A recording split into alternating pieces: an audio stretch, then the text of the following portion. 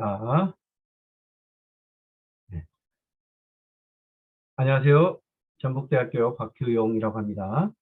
오늘은 여러분과 함께 챗GPT의 등장과 학습의 혁명이라는 주제를 중심으로 약 1시간 반 정도 얘기를 해보고 강의를 해보는 그런 시간을 갖도록 하겠습니다.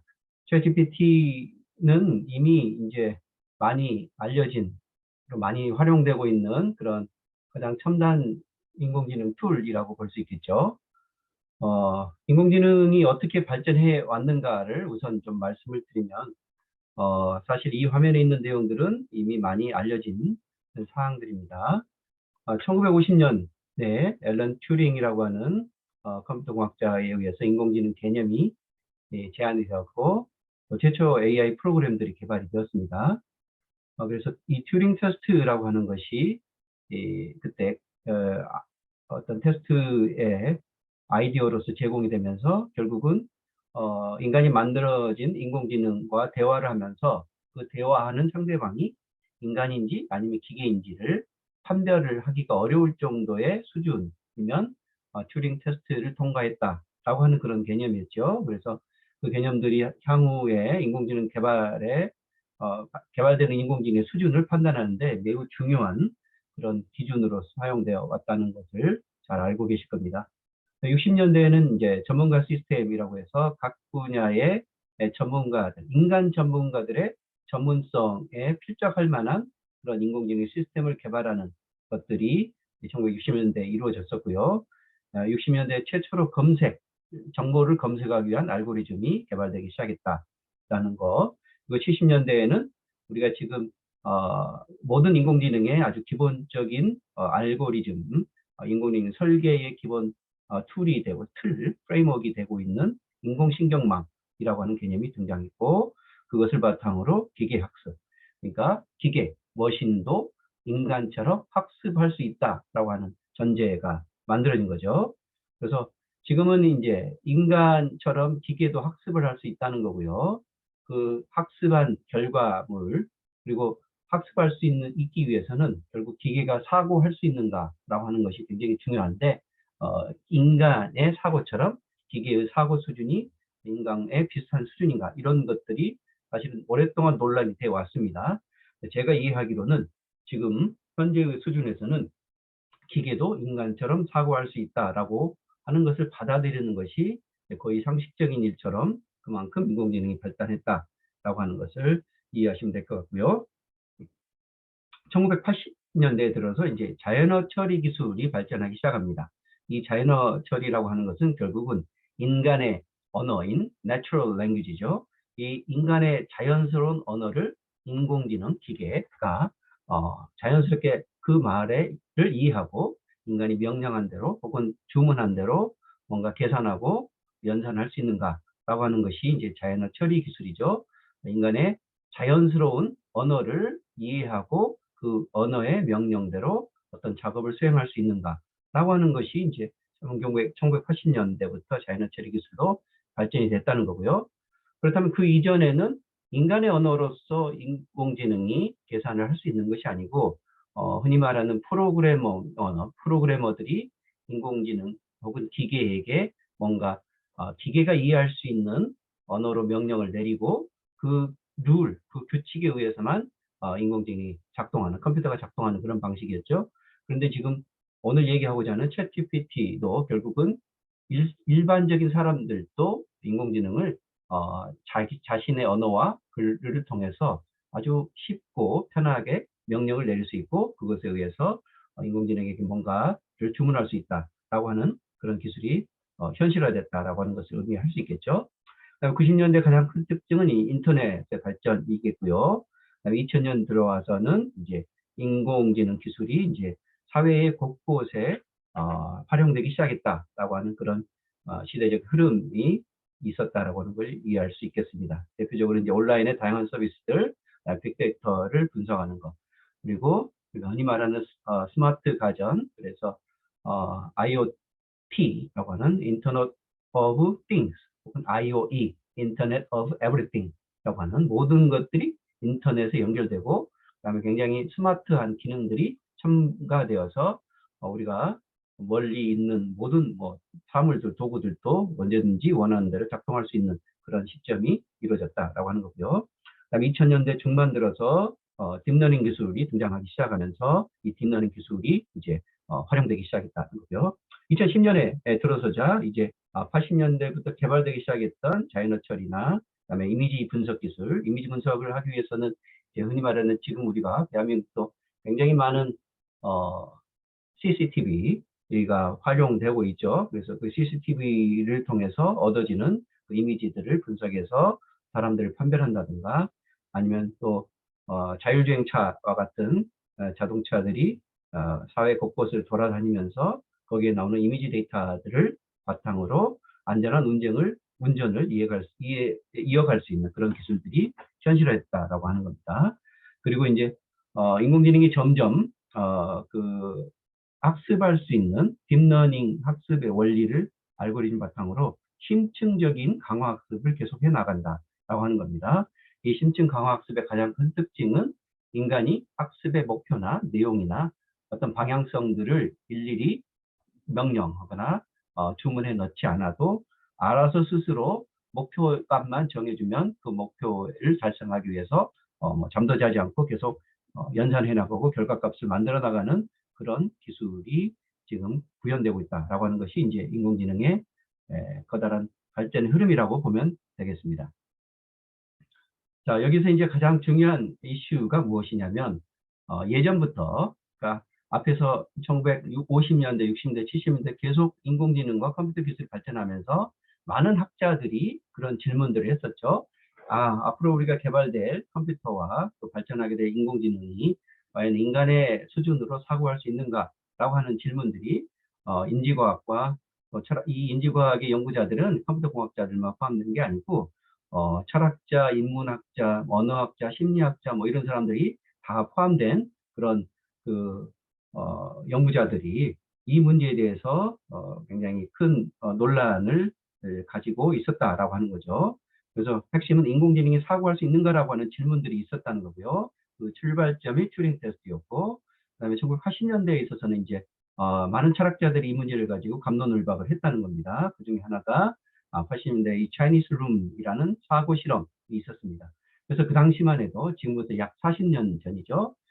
많은 논란이 있었기 때문에 인공지능이라고 하는 혹은 컴퓨터라고 하는 것이 뭔가 인간보다 훨씬 빠르게 연산을 하고 뭔가 계산을 해서 결과를 만들어내 보여주지만 그 컴퓨터가 진정으로 사고할 수 있는 주체나 아니면 사고할 수 있는 어떤 핵심적인 사고 능력 혹은 사고의 뭐 어떤 뭐랄까요 본부라고 할까요 사고의 중심축이라고 할까요 이런 것들이 인간과 같은 그런 것들을 가졌는가라는 논란이 있었다는 겁니다. 그래서 그 논란을 보여주는 하나의 사고 실험 중에 하나가 차이니스 룸이라는 거죠. 그래서 일각에서는 인공지능 기계는 인간처럼 사고할 수 있는 게 아니고 이 왼쪽 밑에 있는 그림처럼 박스 안이 이제 기계겠죠. 박스 안에 인공지능 기계가 뭔가를 계산해서 답을 내놓지만 그 안에 있는 인공지능 자체는 입력된 값에 대해서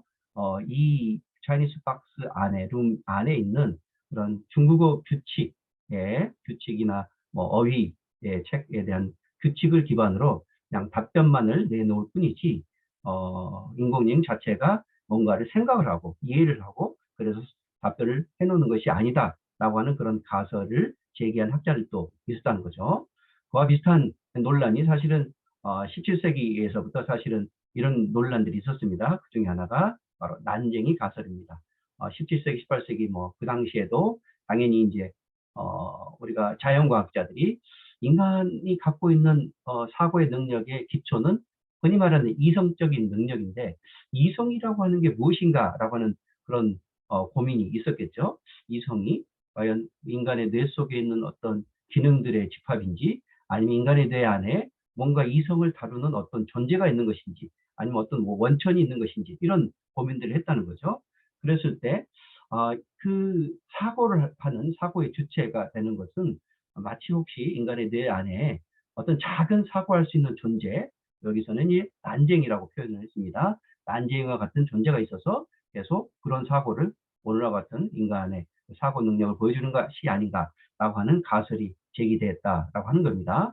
그런데 이제 그렇게 얘기한다면 그 난쟁이의 머릿속 안에는 과연 또 무엇이 있을 것인가라고 하는 그런 질문들이, 반문들이 끊임없이 제기되겠죠. 그래서 이거는 마치 계속 질문을 반복하는 그런 사고 방식, 해결 방식일 수밖에 없기 때문에 난쟁이 가설은 사실은 설명력을 갖기는 어렵다라고 하는 논란이 17세기부터 있었다는 거죠. 그래서 이제 그와 마찬가지로 과연 이제 20세기에 와서 인간의 머릿속에서 정말 사고하는 것은 무엇인가? 인공지능이 뭔가 어떤 답변을 내놓을 수 있다면 그 답변을 내놓는 것은 어떤 인공지능의 어떤 능력, 어떤 특징에 의해서 그런 사고가 가능한가? 이런 논란이 있었다라고 하는 겁니다. 자, 그런데 이제 제가 이러한 저뿐만 아니고 많은 인문학자들, 철학자들이 이런 질문에 대해서 사실은 다른 관점들을 제시를 하기 시작했습니다. 자, 기존에 있는 이 차이니스 룸 가설이나 난쟁이 가설이와 같은 경우는 인간의 머릿속에 뭔가 사고를 할 수 있는 어떤 독립적인 주체, 어떤 기관, 그게 뇌세포가 될지 뉴런이 될지 뭐가 될지는 모르겠습니다만 그런 독립적이고 독자적인 뭔가가 있어서 그것이 사고의 원천이지 않는가라는 그런 생각 때문에 이런 가설들을 만들어냈다고 하는 거죠. 그런데 사실은 이러한 그 관념은 바로 원자주의적 관념이다라고 여러 학자들이 지적을 할 수 있었겠습니다. 그렇죠? 원자주의적 관념이라는 것은 뭐냐면 뭔가 우리가 하는 것에 근본적으로 기초가 되는 원천이 되는 근본이 되는 뭔가가 있을 것이라는 거죠. 우리가 모든 생명체의 어떤 세포나 그다음에 그 물질에도 가장 기본 단위인 원자라는 게 있어서 그 원자가 어떤 작동을 하는 메커니즘의 기본이 아니겠는가라고 하는 것이 바로 원자주의 관념이라는 겁니다. 자, 이 원자주의의 관념 중에 하나가 바로 인간의 이성도 그런 것으로 생각한다는 겁니다.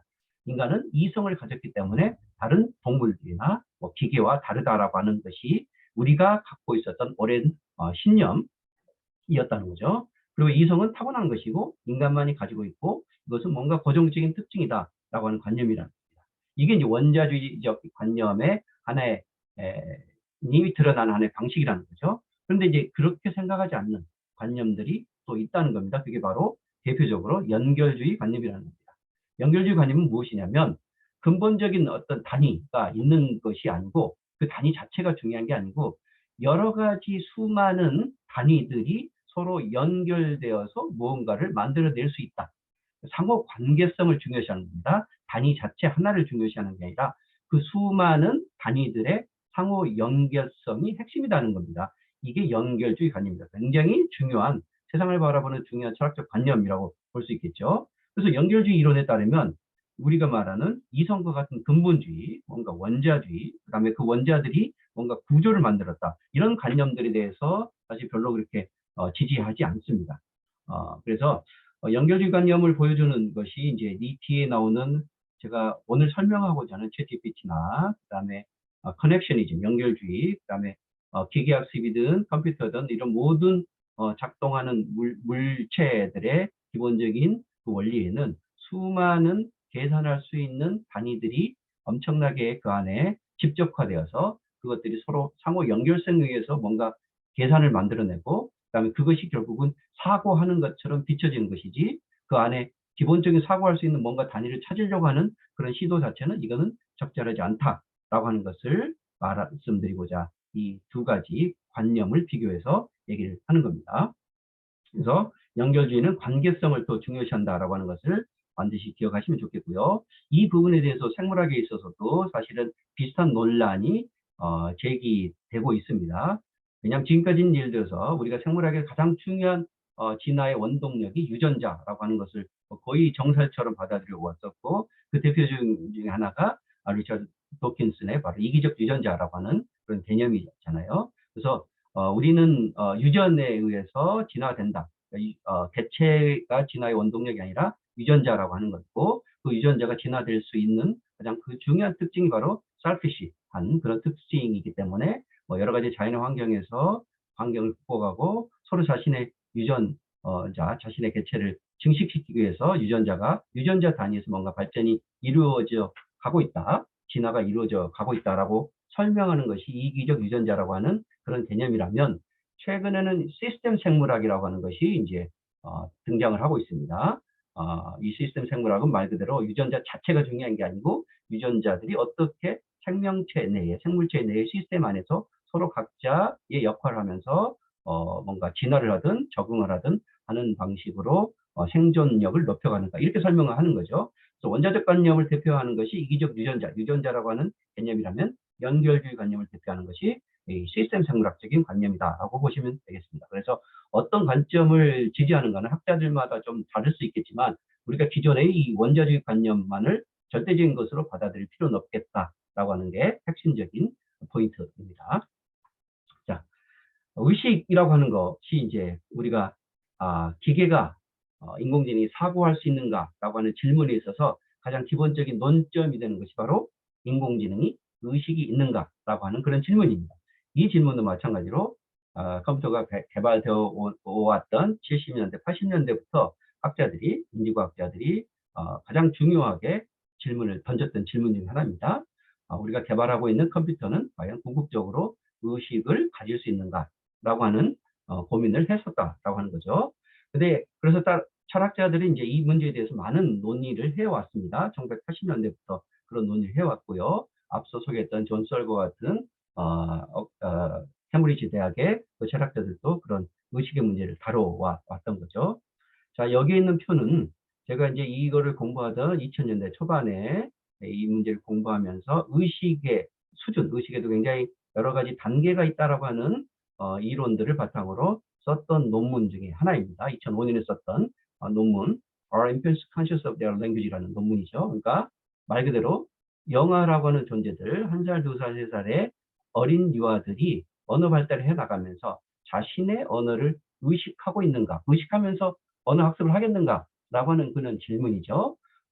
우리가 이제 상식적으로 대답해 보면 당연히 우리가 뭔가 언어 학습을 할 때 성인이 아니고서 어린 유아들, 1살, 2살, 3살의 아이들은 의식을 하면서 학습을 하지 않습니다. 의식이 없는 상태에서 무의식적으로 학습을 한다는 거죠. 너무 당연한 판단이죠. 그렇죠? 그런데 사실 그렇다고 해서 그때 의식이 없는 수준은 아니겠죠. 그러면 학자들은 의식을 어떻게 나누냐? 크게 네 가지 수준으로 나눈다라고 하는 겁니다. 여기 보시면 가장 밑바닥에 있는 것이 바로 sentient motor activity 단계의 의식이라는 겁니다. 이거는 감각 운동 활동을 위한 의식이라는 거고요. 그 다음 단계는 indexical awareness. 이거 의식을 설명할 때 이 awareness, 그렇죠? 자각이라는 용어와 그다음에 그 윗단계에는 intentionality, 그리고 지향성이라는 용어들을 사용합니다. 그래서 네 단계에서 두 번째 단계는 지시적인 자각을 갖고 있는가, 뭔가를 가리키면서 그것이 무엇인지를 생각할 수 있는가라고 하는 거고요. 세 번째 단계는 conceptual intentionality, 개념적인 지향성을 가지고 있는가, 그리고 마지막에는 symbolic intentionality, 상징을 다루고 있면서 뭔가 생각할 수 있는 intentionality를 가지고 있는가, 이렇게 네 단위로 나눕니다. 이게 이제 뭐 많은 이론들이 있겠지만 이게 가장 많이 받아들이고 있는 의식에 대한 수준이라는 거죠. 그런데 이 의식의 수준을 보면은요, 사실은 맨 밑바닥에 있는 감각운동적인 활동을 할 수 있는 의식은 모든 생물들이 가지고 있는 의식입니다. 지렁이, 달팽이, 개미, 지렁이를 밟으면 꿈틀거리죠? 라고 하는 것은 지렁이가 환경에 적응하기 위해서 뭔가 외부 자극이 나를 밟아서 나에게 생명을 위태롭게 하면 거기서 벗어나기 위해서 꿈틀거리는 것 자체가 아주 기본적인 의식적 활동이라는 겁니다. 물론 이때의 의식은 우리가 지금 공부하고 뭔가 인간이 뭔가를 배우고 상상할 수 있는 그런 고차원적 의식의 수준은 아니겠죠. 하지만 두 번째 단계, indexical awareness, 지시적인 의식, 지시적인 어떤 깨달음 혹은 자각, 이 수준은 웬만한 포유류 동물들은 다 가지고 있다는 겁니다. 그래서 개나 고양이에게 뭔가 손가락을 가리키면 그것이 무엇인지 바라볼 수도 있고, 훈련이 잘 되면 그것을 인간의 명령을 따라 수행하고 물어오고 할 수가 있겠죠. 이 정도의 수준이 바로 indexical awareness 수준이고요. 세 번째 컨셉션 지향성의 수준은 진화의 단계에서 인간과 가장 유사한 유인원 수준만 돼도 이 정도의 지향성을 가지고 있다라고 얘기할 수 있습니다. 침팬지나 오랑우탄들은 전부 다 컨셉을 가지고 있다는 겁니다. 그래서 우리가 유인원이 언어를 가지고 있는가라고 하는 것에서 첫 단계에는 유인원 언어와 당연히 인간의 언어의 수준은 다르겠지만 유인원에는 언어가 없다라고 하는 주장도 있었습니다. 그러나 지금의 대부분의 동물학자들이나 언어학자들은 유인원 수준에서도 인간의 언어와 수준은 약간 낮을지라도 언어를 가지고 있다라고 얘기를 합니다. 그 정도로 유인원은 바로 언어를 쓸 수 있다는 것은 바로 개념을 다룰 수 있다라고 하는 겁니다. 그래서 개념적인 지향성을 가지고 있는 거고요. 가장 윗단계에 있는 상징적인 지향성은 바로 대부분의 인류, 그 다음에 일부 굉장히 스마트한 유인원들은 바로 상징적인 지향성을 가지고 있습니다. 상징이라고 하는 것은 구체적인 사물로 드러나지 않은 어떤 추상적이고, 그 다음에 언어나 숫자와 같은 즉자적인 의미를 포함하지 않는 다른 방식으로 변환한 상태로 메시지를 주고받을 수 있는 모든 대상들이 바로 상징성을 갖는 겁니다. 그래서 인간이 우리가 학교에서 지식을 다룰 때 대표적으로 언어와 숫자의 형태로 된 지식을 다루잖아요. 이 두 가지 언어와 수가 상징화시킬 수 있는 어떤 중요한 도구이기 때문에 그런 것을 다룰 수 있게 되는 겁니다. 그래서 요는 이 네 번째 단계 정도가 바로 가장 고차원적인 컨셔스니스, 의식의 수준이다라고 얘기할 수 있겠습니다. 자, 왜 이런 얘기를 장황하게 예를 드냐면요. 그럼 다시 질문을 해보면 인공지능은 바로 어떤 수준의 의식을 다룰 수 있을까요? 혹은 어떤 수준의 의식적인 수준으로 사고할 수 있을까요? 라고 질문했을 때 당연히 네 번째 단계 이상의 수준을 충분히 수행할 수 있습니다. 인공지능이 상징체계, 문자나 숫자를 당연히 다룰 수 있겠죠. 그렇죠? 그렇기 때문에 사실 우리가 인간만이 의식을 가지고 있고 인공지능 의식이 없다라고 하는 주장은 이런 그 의식의 수준이라고 하는 기본적인 철학자들의 논의를 놓고 봤을 때 더 이상 설득력이 없다. 인공지능도 이 정도 수준에서는 충분히 의식을 가질 수 있다라고 주장하는 학자들이 지금은 대세라고 이해하시면 될 것 같습니다. 그래서 사실은 인공지능이 핵심은 의식의 수준뿐만을 다루는 게 아니고, 그래서 사고하고 뭔가 스스로 학습할 수 있는 것이 아니라, 그 이전에 인간의 팔다리를 대체한다든가, 인간의 장기를 대체한다든가, 그 다음에 거의 인간의 두뇌만 남겨놓고 모든 오체를 다 대체할 수 있는 그런 인공지능 장기 로봇들을 등장하고 있다는 거고요. 이제 앞으로는 인간의 사고, 인간의 두뇌를 대체할 수 있는 그런 의식, 인공적인 의식의 수준, 그게 결국은 인공지능이겠죠. 그런 것들을 만들어가는 방향으로 기술이 발달하고 있다라고 하는 것이 이제 미래 기술의 방향성이다라고 하는 것을 충분히 아마 이해를 하고 계실 겁니다. 자, 이런 아주 급작스러운 그 환경의 변화, 기술적 사회로의 그 진화에 놓고 봤을 때 오늘 제가 다루게 될 중요한 주제 중에 하나가 학습하는 형식이나 이런 것도 변하게 될 것이 아닌가라고 하는 그런 부분입니다. 그래서 학습의 학습의 어떤 스타일이 변화되는 방식을 여러 가지가 있겠지만 저는 이제 몇 가지로 정리를 해봤습니다. 기존의 학습은 뭔가 인간만이 가지고 있는 이성이라고 하는 것을 도구로 해서 뭔가 세상을 파악하면서 알아가고 지식을 다루고 하는 것이 이제 학습의 기본적인 아이디어로 학습 이론가들, 학습 심리학자들이 그런 이론들을 많이 내었다는 거죠. 그 대표적인 것이 바로 인지주의 학습 이론입니다. 그렇죠? 근데 이 인지주의 학습 이론이라고 하는 것도 언제 생겼냐면요. 1970년대 아까 처음에 컴퓨터 발전의 과정을 제가 소개해 드렸었죠.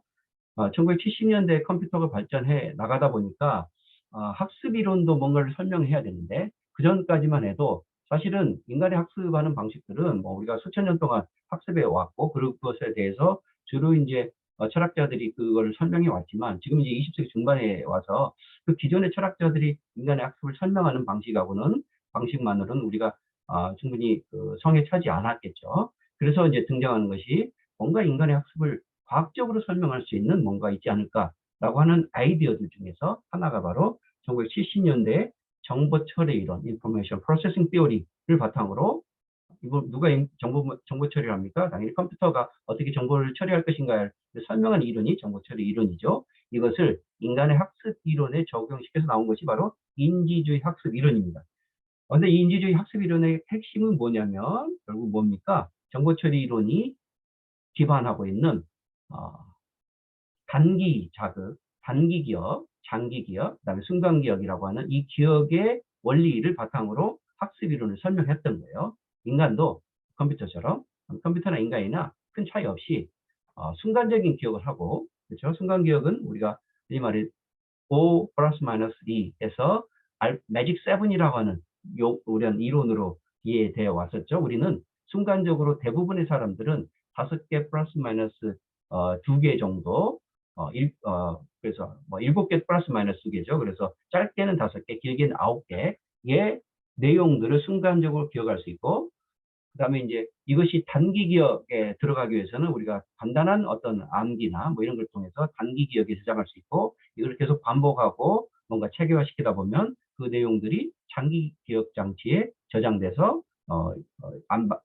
망각이 일어나지 않는다. 이렇게 이제 설명하는 것이 결국은 정보 처리 이론이고, 그 기본적인 원리를 바탕으로 인지주의 학습 이론들이 개발이 돼 왔다는 겁니다. 그런데 이제 저는 이것도 뭐 이게 이제 인지주의 학습 이론이 거의 3, 40년간 우리가 뭔가 학습을 설명하는데 활용돼 왔지만, 지금 단계에서는 더 이상 그런 인지주의 학습 이론으로 설명하는 것은 이제는 좀 시대가 많이 변했다. 그래서 그 대안으로 연결주의라고 하는 것이 더 중요하겠다라고 하는 것을 말씀을 드리는 겁니다. 왜냐하면 지금 우리 현대인이 학습할 수 있는 환경은 과거의 3, 40년 전에 학습하는 환경과는 굉장히 많이 변화가 일어나고 있다는 겁니다. 그래서 최근에 나온 그런 새로운 학습 이론들이 분산지능, 그다음에 기억이 확장된다. 우리 인간 두뇌 머릿속 안에서만 뭔가를 기억을 시키지 않습니다. 더 이상 그렇게 하지 않죠. 우리는 수많은 메모를 하고, 그다음에 자기 하드디스크도 저장하고, 이제는 클라우드에 저장하는 방식으로 기억을 확장시킵니다. 그리고 우리는 그 저장된 엄청나게 많은 내용들을 검색 엔진을 통해서 추출해서 원하는 대로 쓸 수 있고요. 그런 것들을 다루는 학문 영역이 결국은 빅데이터 영역이죠. 우리가 다룰 수 있는 데이터는 이제는 인간의 머리 안으로, 머릿속에서만 컨트롤할 수 있는 그 정도의 수준을 훨씬 넘어서는 빅데이터의 시대에 접어든 겁니다. 그래서 앞으로 이게 굉장히 중요한 게 뭐냐면, 앞으로 훌륭한 학습자는 자기 개인 학생들의 머릿속에다가 뭔가를 집어넣어서 거기서 끄집어내 가지고 뭔가 활용을 하려는 그런 학습자는 더 이상 미래에 뭔가 중요한 일을 할 수 있는 그런 역량을 갖지 못한다는 겁니다. 미래의 중요한 학습자는 머릿속은요, 100분의 1, 1000분의 1, 만분의 1도 안 되는 저장 용량을 갖고 있죠. 그래서 그걸 훨씬 넘어서는 다른 디지털 기기를 통해서 클라우드나 뭐 여러 가지 저장 매체를 활용해서 그 안에 있는 지식들을 내가 어떻게 활용할 것인가에 포커스를 맞추고 그걸 잘할 수 있는 학습자가 미래에 유능한 어떤 학습자가 된다. 이런 얘기를 하는 겁니다. 그래서 네트워크 학습이나 신경망 학습의 원리들이 등장하고 있다. 이 신경망 학습의 원리들이 이제는 인간을 넘어서 기계 학습에 아주 기본적인 원리가 된다라고 하는 것을 말씀을 드리고 있습니다. 자, 그리고 연결주의라고 하는 것은 사실은 그러면 당장 뭐 최근에 등장한 개념이냐, 그렇지는 않습니다. 1980년대부터 나타났던 개념이고요. 언어학과 심리학에서는 이러한 원리를 바탕으로 언어적으로 우리가 긴 문장을 만들어낼 때도 그 문장들이 단어들이 이렇게 연결이 되잖아요. 그래서 그런 방식을 설명하는 데도 연결주의가 썼고요. 그다음에 컴퓨터공학에서도 연결주의가 이런 것처럼 우리가 처음에 인풋 레벨, 그다음에 가운데 있는 히든 레이어에서 어떤 학습이 이루어지고, 그다음에 아웃풋이 어떻게 이루어지는가, 이런 모든 것들이 결국은 연결주의의 이론을 기반으로 이루어지고 있는 것이다. 그래서 우리는 이제 앞으로 학습 이론에서 컴퓨터 학습도 그렇고 인간 학습도 그렇고 연결주의라고 하는 것을 활용하지 않으면 설명하기가 거의 불가능한 그런 환경에 놓여져 있다라고 하는 것을 강조를 드리는 겁니다. 자, 그다음에 이제 또 하나의 학습 이론이 바로 신물질주의적 학습 이론이다라고 하는 겁니다. 신물주의라는 개념은 사실은 쉬운 개념은 아닙니다만 이론론이라고 하는 걸 통해서 더 쉽게 설명될 수 있을 것 같습니다. 우리는 이미 많은 자연과학자, 사회과학자들이 데카르트적 이원론, 17세기에 나왔던 마인드와 바디, 정신과 신체, 자연성과 인공성 이런 것들을 구분했던 이것 두 가지가 서로 다른 성격을 띠는 것이라고 구별했던 데카르트적의 이원론적 관점이 잘못되었다라고 하는 것을 이미 그동안 약 100년간 많은 학자들이 비판을 해왔습니다. 그게 바로 이론론이죠. 다시 말해서 정신과 신체는 완벽하게 구별되지 않는다는 개념입니다. 근데 사실 이원론적 관점들이 우리가 너무 상식적으로 너무 오랫동안 우리의 관념을 지배하고 있어서 정신적 현상과 물질적 현상, 신체적 현상은 마치 다른 것인 양 우리가 그렇게 이해해 왔습니다. 그리고 그런 것으로 우리가 여러 가지 학문이나 그다음에 대상들을 다루면서 학자들이 자연현상을 연구하는 거, 그다음에 어떤 인간의 심리를 연구하면서 우리가 자연과학, 사회과학, 인문학 이렇게 구분할 때도 마치 이게 서로 다른 현상인 것처럼 구분해 왔다는 겁니다. 이게 사실 오늘날까지의 학문 영역이 분화되는 방식이었습니다. 그런데 지금은 더 이상 그런 식으로 완벽하게 분리되지 않는다라고 하는 것을 많은 학자들이 이제 동의를 하기 시작했습니다. 우리가 그동안은 시대적으로 이게 분리된 현상인 것처럼 이해했지만 지금 최신의 과학적인 발견들, 그다음에 인지과학의 발견들 이런 것들을 통해서 새롭게 깨닫게 된 거죠. 정신현상과 물질현상이 연결될 수 있구나. 물론 표면적으로는 다르게 보일지라도 그 안에서 연결고리가 있구나라고 하는 것을 깨닫기 시작했다는 겁니다. 그것이 바로 이론론적인 관점입니다. 자, 그것을 우리가 오늘 다루고자 하는 챗GPT나 인공지능, 학습의 원리로 적용해 보면 이 화면에 보이시는 것 같은 그런 그림들이 만들어진다는 겁니다. 자, 이 화면을 보시면 우리 인간은 어떤 존재입니까? 생물학적인 존재일까요? 기계적 존재일까요? 자, 그런 질문을 드렸을 때, 인간은 당연히 생물학적 존재이지 기계적 존재가 전혀 아니다. 라고 하는 관념이 이원론적인 관념이라는 겁니다. 이론론적 관념은 뭐냐면, 인간이 단순하게 생물학적 존재, 아니면 뭔가 정신적 존재가 아니라 물질적 존재도 될 수 있고, 그죠? 신체적 존재도 될 수 있고, 인간의 정신과 인간의 신체 활동, 밀접하게 연결되어 있고, 이 두 가지 연결을 고리를 이을 수 있다라고 하는 것을 주장하는 것이 이론론적 관점이 그게 신물질주의적 관점이라는 겁니다. 왜냐하면 인간의 생물학적 인간을 보자면 우리는 두뇌를 가지고 있죠. 이 두뇌는 유기물적 두뇌입니다. 바이오브레인이라고 할 수 있겠죠. 그런데 인간 두뇌를 모사한 컴퓨터가 70년대부터 개발이 되어 왔어요. 그리고 컴퓨터에는 2000년대 정도부터 이제 뭐 디지털화죠. 컴퓨터 자체가 디지털화인데 단순하게 컴퓨터만 디지털이지는 않죠. 이제는 세상의 모든 것들이 디지털화되는 방식으로 가고 있습니다. 그게 2000년 초반 나왔던 디지털 노멀이라는 개념입니다. 디지털이 일상화됐다는 겁니다. 그렇죠? 일반적이라는 겁니다. 우리는 디지털 세계와 현실 세계를 지금까지는 아직까지는 구분하고 있겠죠. 근데 점점 디지털된 세계들이 확장되어 갈 거고 앞으로 우리의 인간의 삶들은 현실 세계보다는 디지털된 세계, 디지털화된 세계에서 더 많이 살게 될 가능성도 있고요. 그렇지 않을 가능성도 있지만 물론 그렇게 하게 될 가능성도 있답니다. 미래는 잘 모르는 얘기죠. 점점 그러나 디지털화 되어 가고 있죠. 그냥 간단하게 말해서 여러분들이 자연적인 환경에서 생활하는 시간이 24시간 중에서 더 많은지 아니면 뭔가 기계화된 혹은 디지털 기기에 의존해서 살아가는 시간이 점점 더 많아지는지를 생각해 보면 금방 답이 나오는 질문입니다. 이게 바로 디지털화의 개념입니다. 근데 인간의 두뇌를 모사하는 컴퓨터가 디지털화되고 그것이 지금은 인공지능이라고 하는 사고할 수 있는 기기를 만들어냈고 그리고 최근에 양자화된 컴퓨터를 통해서 이 양자 역학이라고 하는 것과 컴퓨팅 기술이 개발되면서 접목되면서 컴퓨팅 속도를 더 확장시켜 줄 뿐만 아니라 우리가 뭐 쌍둥이 우주라고 하는 아니면 그러니까 물리학계의 기존의 설명들을 전혀 완벽하게 바꾸고 대체할 수 있는 새로운 물리학의 이론들마저 등장하고 있다는 겁니다. 그렇죠? 그리고 나서 이 인공지능 기술과 양자 컴퓨팅 기술이 점점 발전해 나가면서록 그다음에 현재의 컴퓨터 과학자들이 만들고자 하는 바는 뭐냐면 궁극적인 목표 지점은 무기물 두뇌입니다. 결국은 바이오 브레인이 아니라 실리콘 칩셋으로 만든 브레인을 만들려고 하고 있어요. 이게 잘 되고 있다, 잘하고 있다라고 박수 치는 건 아닙니다. 제가 박수를 치든 안 치든 컴퓨터 공학의 미래 발전의 방향성은 점점 이렇게 나아가고 있는 겁니다. 이게 약간 기술의 미래이자 인류의 진보의 방향성이자 그런 방향으로 나아가는 경향이 있다는 겁니다. 막기 위해서는 뭔가 정책적인 그런 뭐 수단을 강구해야 되겠지만 그러지 않으면 이 방향으로 나가게 될 거라는 게 많은 학자들이 기대하는 것일 수도 있고 우려하는 것일 수도 있습니다. 그런데 이 곧 등장하게 될 무기물 두뇌라고 하는 것과 그다음에 인간 두뇌라고 하는 것의 근본적인 차이, 생물적인 존재냐 기계적 존재냐라고 하는 것이 경계가 무너지고 있다는 겁니다.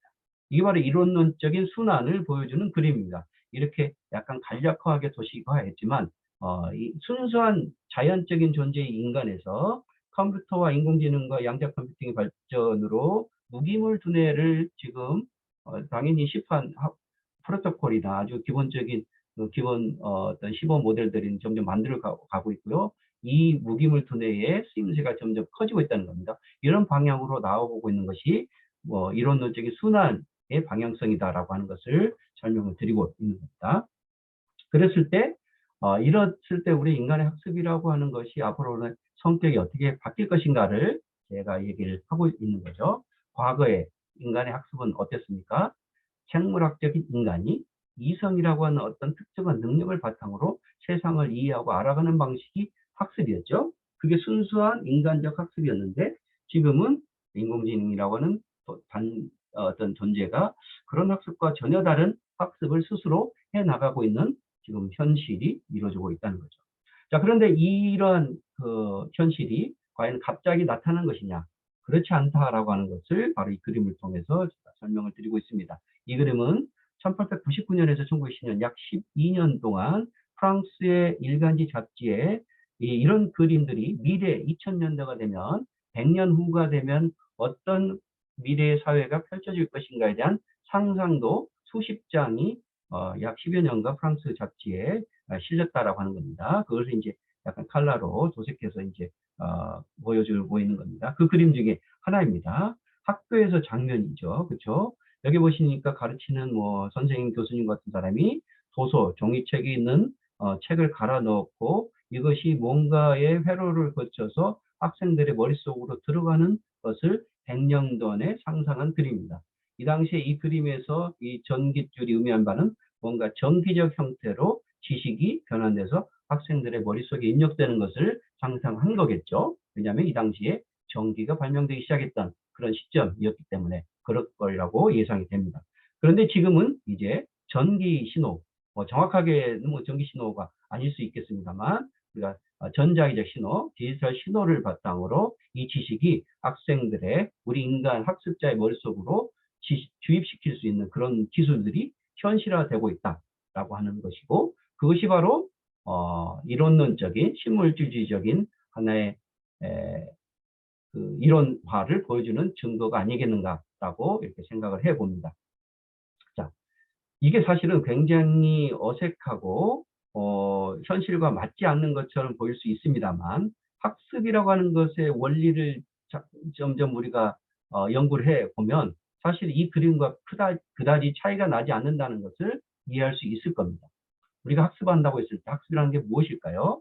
인간의 외부 감각 수단, 눈이나 귀나 코나 이런 것들을 통해서 얻어진 그런 정보들, 이미지, 소리, 글자 이런 것들이 우리 머릿속에서 처리할 수 있는 두뇌세포, 뉴런이 처리할 수 있는 방식으로 신호로 전환이 되고 그 신호를 뉴런이 처리하면서 그것이 기억이나 이런 것들로 저장되는 것이 기본적으로 학습이라면 그 방식이 글자를 갈아 넣어서 전기 신호로 바뀌는 것은 요렇게 말 그대로 글자 자체가 전기 신호로 금방 바뀌지는 않겠지만 이미 우리는 도서 정보를 디지털 신호로 변환시켜 가지고 그것을 우리 머릿속에서 집어넣는 것들을 이미 사실은 일상화적으로 어느 정도 경험을 하고 있다라고 하는 겁니다. 그것을 보여주는 것이 하나가 바로 이 뉴럴링크라고 하는 연구입니다. 뉴럴링크, 일론 머스크의 연구로 잘 알려진 그런 겁니다. 그래서 그 원리를 간략하게 소개를 해드리면 뭐 이런 겁니다. 여기 보면은 뉴런에 뭔가 신호들이 전달이 되고 그다음에 이 뉴런에 전달되는 그러니까 신경세포에 전달되는 이 신호를 갖다가 이거를 컨트롤할 수 있는 그 컨트롤러를 통해서 뭔가를 우리가 신경세포, 근육세포 이런 것들로 전달이 되면 근육을 옮길 수도 있다라고 하는 겁니다. 자, 인간이 근육을 움직이게 하는 것이 결국은 이 전자기적 신호 혹은 전기, 화학적 신호로 근육을 움직이는 건데 그러니까 이 뉴런에다가 외부에서 전기 자극이나 신호를 주면 여기 있는 인간의 의지와는 상관없이 손발이 움직일 수 있다라고 하는 겁니다. 아주 기본적으로 수십 년 전부터 인정된 그런 어떤 외과 수술적인 원리입니다. 그렇죠? 우리가 신경이 절단됐을 때 신경 세포를 자극하거나 어떤 두뇌를 자극하면 그 신경을 말단 신경을 회생을 시킬 수도 있고 뭔가 자극을 줘서 움직이게 할 수 있는 기술들은 이미 이 의학에서도 증명된 바 있잖아요. 그런 거라고 보시면 되겠습니다.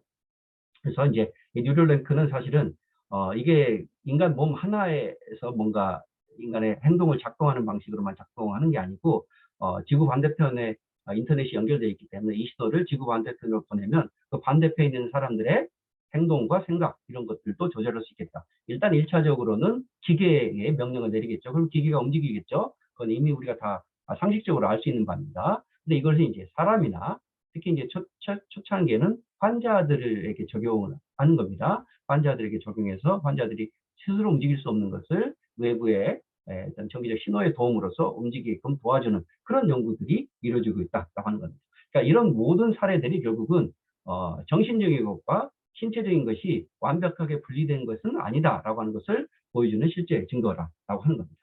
자, 이런 것들을 설명하는 이유가 이제 뒤에 좀 나올 텐데요. 일단은 오늘 강의의 가장 중요한 주제인 챗GPT의 등장이 무엇을 의미하는가를 간단하게 설명을 드리도록 하겠습니다. 자, 챗GPT는 무엇인지는 다 충분히 이미 다 알려져 있기 때문에 자세한 설명을 드리지 않겠지만 뭐 이런 겁니다. 챗GPT는 사고를 할 수 있는가, 생각을 하면서 응답을 할 수 있는가, 이런 질문을 먼저 머릿속에 한번 던져보시길 바라겠습니다. 물론 이건 논란이 있습니다. 기존의 인류 사회 지식을 학습해서, 그렇죠? 프리트레인드 돼서, 그다음에 그 학습한 내용을 바탕으로 응답을 하는 거기 때문에 그 당장의 그 작동의 원리는 챗GPT가 독자적으로 사고를 한다라고 보기는 어려울 겁니다. 그렇다고 해서 미래에 챗GPT는 영원히 기존에 있는 인간의 정보들만을 수합해서 잘 정리된 답변을 하는 존재로 그질 것인가? 당연히 절대로 그렇지 않습니다. 그래서 아까 앞에 얘기했던 챗GPT 혹은 인공지능의 사고의 가능성에 대해서 이미 설명을 드렸던 겁니다.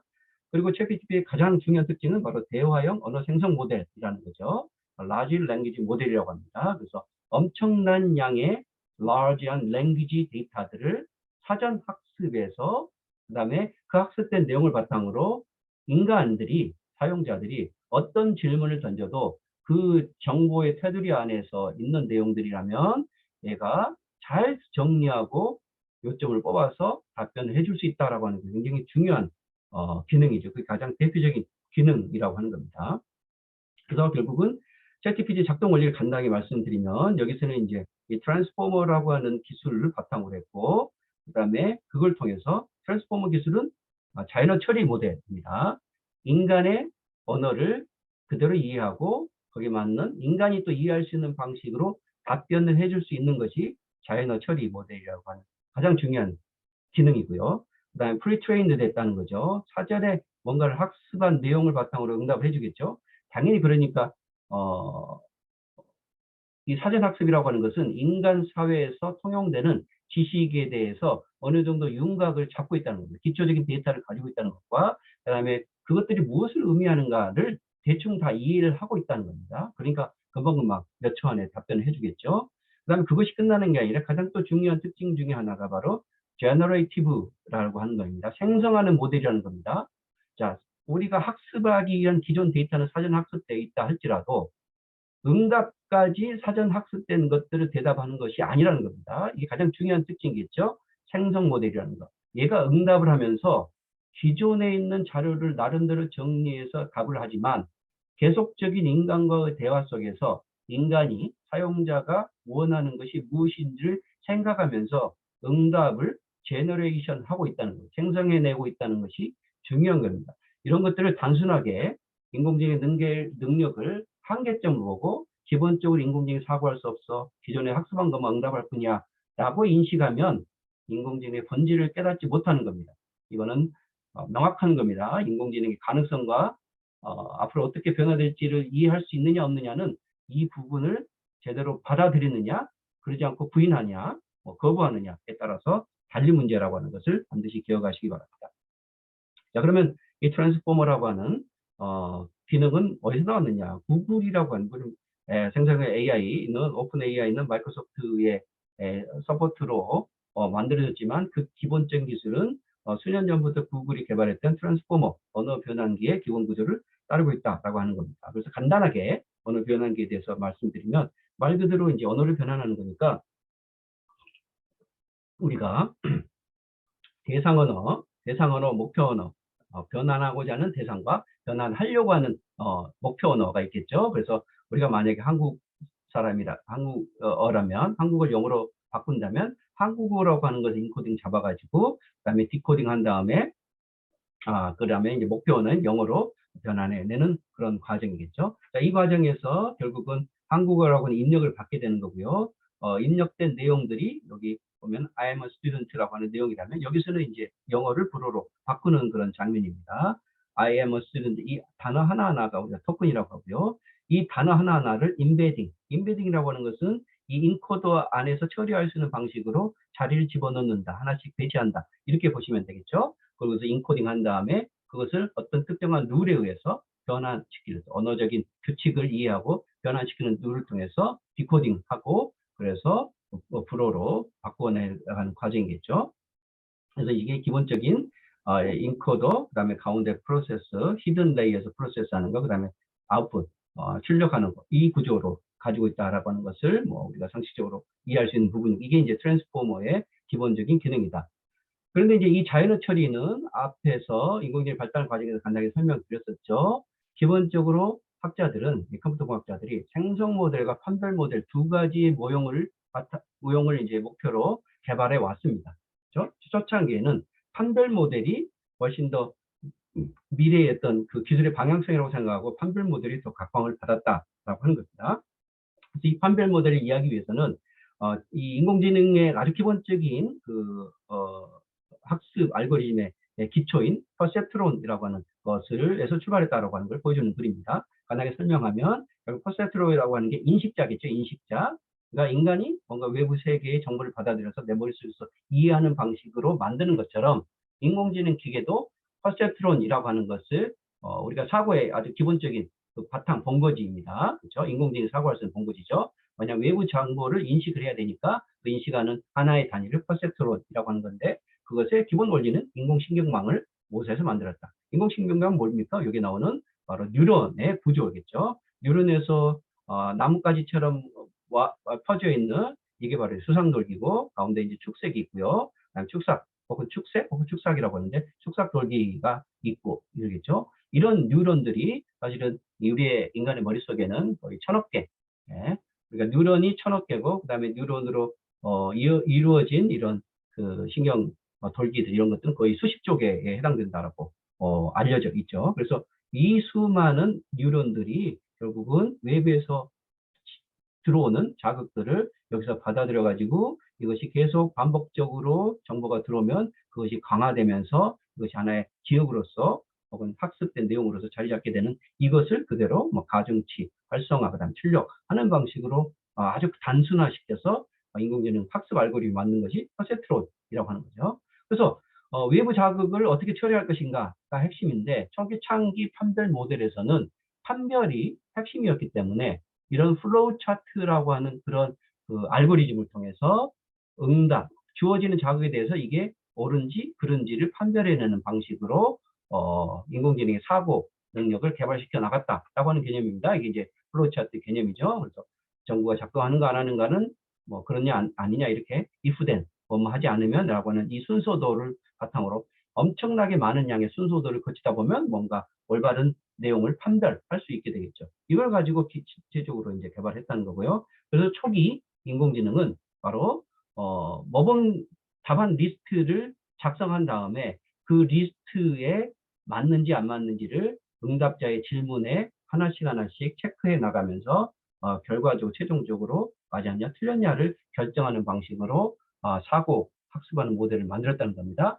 그래서 이제 그 대표적인 것이 AI 왓슨이라는 거죠. 2011년에 미국에 있는 잘 알려진 퀴즈 게임 제오파디 게임에서 AI 왓슨을 바탕으로 해서 우승을 하겠다는 게 이제 세상에 잘 알려졌죠. 그러니까 기존에 있는 박학다식한 인간 어떤 도전자들과 2011년에 AI 왓슨이 같이 퀴즈 프로그램에 참여했는데 결국은 AI 왓슨이 이런 방식으로 수많은 지식, 인간 사회의 지식들을 학습해 놓고 그리고 질문에 대해서 응답을 해나가는 방식으로 해나가다 보니까 결국 퀴즈 대회에서 우승을 하게 되었다라고 하는 겁니다. 그리고 이제 이 원리를 바탕으로 우리가 여러 가지 회사들이 소비자들의 어떤 질문이나 어떤 소비자들의 어떤 요구들에 응답하는 방식으로 이제 인공지능 응답 기계들이 발명됐다라고 하는 것을 이제 보여주는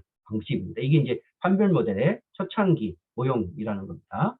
그런데 이제 지금 우리가 다루고자 하는 것은 결국은 생성 모델이잖아요. 그래서 판별 모델과 생성 모델이 어떤 장단점이 있는가를 보여주는 그림입니다. 그래서 그러한 판별 모델, 예와 아니오를 순서들을 통해서 계속 응답해 나가면서 올바른 것을 찾아 나가는 건데, 그 대표적인 이제 실험의 대상들이 바로 개와 고양이를 구분하는 거였죠. 그래서 개와 고양이를 구분하기 위해서 뭐 눈이 얼마나 크냐, 뭐 귀가 꼬부라졌느냐, 꼬리가 뭐 휘었느냐, 뭐 이런 질문들이 수십 개, 수백 개 지어진 다음에 그 질문들을 바탕으로 개인지 고양인지를 그림을 통해서 판별해 나가는 모형이었다는 거죠. 그래서 이 두 가지를 구별을 하다 보면 판별의 경계선을 만드는 거고, 그걸 통해서 이제 학습을 인공지능이 사고할 수 있다, 개와 고양이를 구별할 수 있다라고 봤었는데, 그 방식보다는 생성 모델이 이제 앞으로 훨씬 더 다양한 질문들과 문제의 상황에 대해서 인공지능의 사고력을 높여주는 기술로서 인정되기 시작했다라고 하는 겁니다. 그래서 여기 이제 GDA라고 하는 Generative Descriptive가 생성하면서 뭔가 두 가지의 어떤 과제를 구별하는 그런 분석의 기법들이 도입돼서, 그다음에 이거를 구별하는 데 있어서 맨 밑에 그 판별의 근거는 뭐냐라고 했을 때 빅데이터에 기반한 확률적 추정. 그래서 사실 어떻게 하는 거냐면요.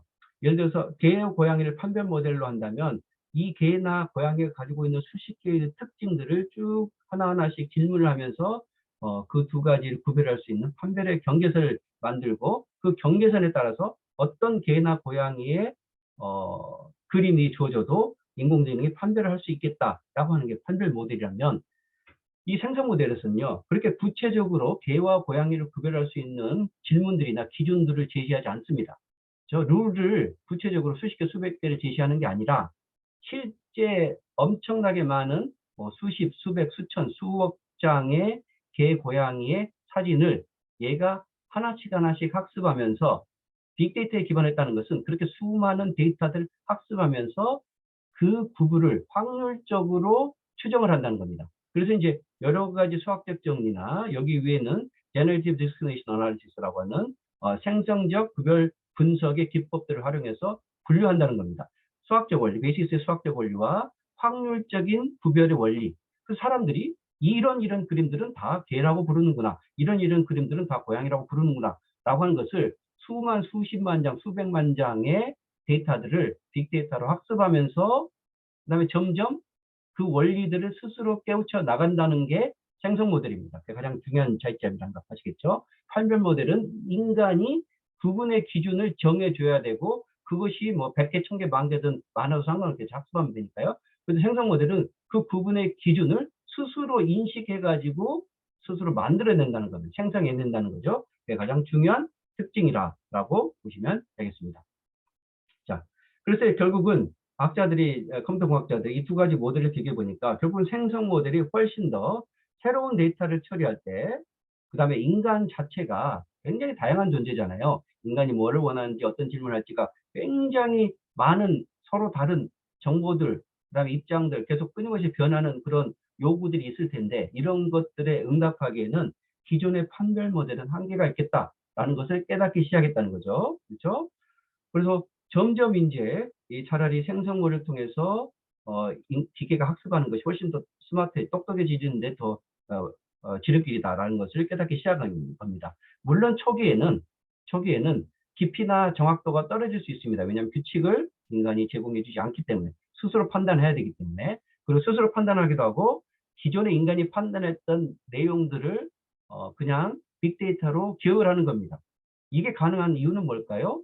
그만큼 빅데이터나 처리 기술, 연산 기술이 발전했기 때문에 가능한 겁니다. 이게 발전하지 않았으면 생성 모델은 지금처럼 그렇게 발전하지 않았겠죠. 왜냐하면 컴퓨터 연산 속도가 느리면 이걸 언제 학습하고 언제 새롭게 빅데이터를 처리하고 해서 얘가 그걸 파악할 수 있는 능력이 얻어질까요? 그렇지 못했겠죠. 근데 지금 그만큼 컴퓨터 기술이 칩셋의 성능이 발전했기 때문에 생성 모델이 급작스럽게 이제 그 진가를 드러내게 되었다라고 이해하시면 되겠습니다. 자, 그래서 결국은 뭐냐면 생성 모델은 미리 트레인을 하기도 하되, 그 트레인을 통해서 기존의 인간의 지식에, 인간의 정보, 뭐 여러 가지 인간의 문화적인 특성들, 이런 것들에 대해서 그 수많은 자료들이 갖고 있는 상호 관계를 학습했다는 겁니다. 자, 상호 관계를 강조했던 거 앞에서 관계주의, 연결주의를 설명드렸었죠. 결국은 GPT 모델, 지금의 인공지능 모델은 연결주의를 바탕으로 지금의 기술이 가능해진 겁니다. 그리고 얘가 인간의 응답들, 인터넷에 있는 엄청나게 수많은, 셀 수도 없을 많은 그 정보들의 관계성들을, 물론 거기 안에 정답이 있는 게 아니고 100% 정확하지는 않지만 대충 그 관계성들, 그 의미들을 다 파악하기 시작했다는 게 중요합니다. 그렇죠? 그래서 그리고 거기에 뭐 거의 90%, 95% 정도의 정확성만 있어도 응답을 해내는데 사실 큰 문제는 없습니다. 100% 정확한 답은요, 그 어느 누구도 답해내지 못합니다. 지금 챗GPT가 응답하는 것들에 대해서 오류가 있거나 그다음에 100% 정확하지 않는다는 것에 대해서 문제를 제기하는 일반인들도 있고 학자들도 있습니다만, 그거는 제대로 인공지능을 이해하지 못해서 그렇습니다. 100% 정확한 응답은 인터넷 자체에도 없습니다. 왜냐하면 세상은 100% 진리를 통해서 이루어지는 게 아니고요, 많은 정보들, 이론들, 그다음에 데이터들이 그냥 섞여 있는 겁니다. 그래서 그 많은 섞여 있는 것들 중에서 어떤 것이 도미넌트한 이론이냐, 도미넌트한 주장이냐, 라는 것을 힘을 얻고 갖지 못하고 할 뿐입니다. 완벽하게 진리는 그 어느 누구도 가지지 못했고요, 정확하게 입장에 따라 다를 수 있다는 겁니다. 그런데 인공지능에게, 챗GPT에게 정확한 답변을 기대하는 것 자체가 사실은 어불성설입니다. 그렇게 보시면 됩니다. 그래서 그 가능성은 무한하다는 거고요. 물론 인공지능이 답했을 때 그것이 정확하라고 하는 것을 뭐 100% 기대해서도 안 됩니다. 그래서 역할과 그 기능과 한계성을 반드시 이해하면서 사용을 해야 된다라고 하는 겁니다.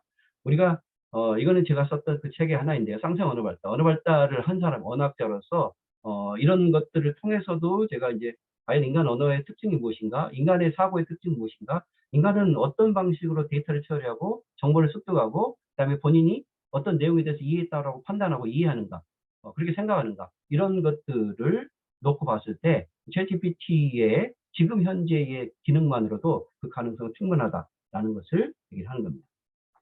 자, 생성 모델이 또 여러 가지 뭐 원리가 있겠지만 그 중에서 이제 조금 빨리 좀 강의를 좀 진행을 해야 될 것 같네요.